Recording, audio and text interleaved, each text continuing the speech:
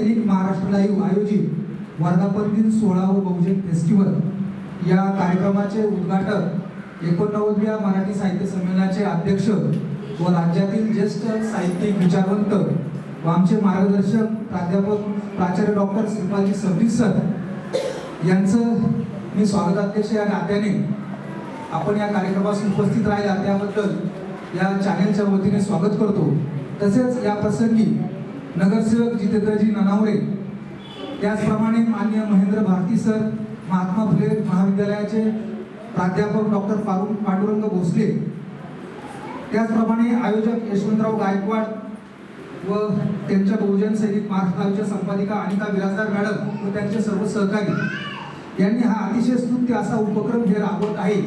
आज आपण पाहतो मीडिया म्हणजे लोकशाहीचा चौथा स्तंभ असतो आणि हे करत असताना हे साहित्य क्षेत्र जे आहे आपण पाहतो वाचन संस्कृती ही वृद्धिंगत झाली पाहिजे आणि वाचन संस्कृती वृद्धिंगत होण्यासाठी यशवंतराव गायकवाड सर जे मोलाचा परिश्रम घेतात, कवी संमेलनाचं वगैरे आयोजन करतात आणि त्यातून विविध साहित्यिकांना सबनीस सर ते व्यासपीठ मिळवून देत आहे आणि ही खूप मोलाची बाब आहे। आपण पाहतो शहराच्या धकाधकीच्या वातावरणामध्ये ती माणसाला एक विरंगुळा म्हणून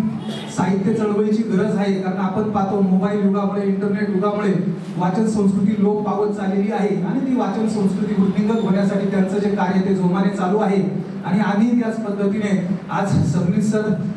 मी गेली 3 वर्ष